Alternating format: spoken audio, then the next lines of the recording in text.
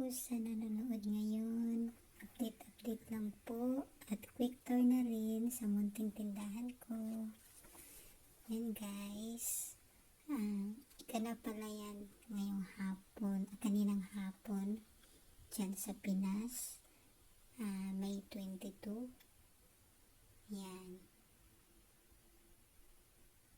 Yan. At saka yung uling ko pala guys, tag 15 ang isang pack.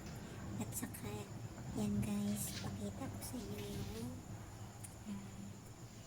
candy storage organizer. Correct me if I'm wrong, kasi parang nakakalito kung ano talaga yan. Yan, ganda guys, malinis tingnan, ganda. Yan, in-order pala yan ang asawa ko sa Shopee.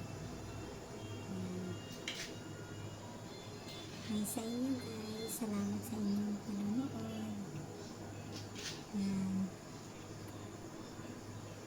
thank you po. Voice over lang muna. Yan,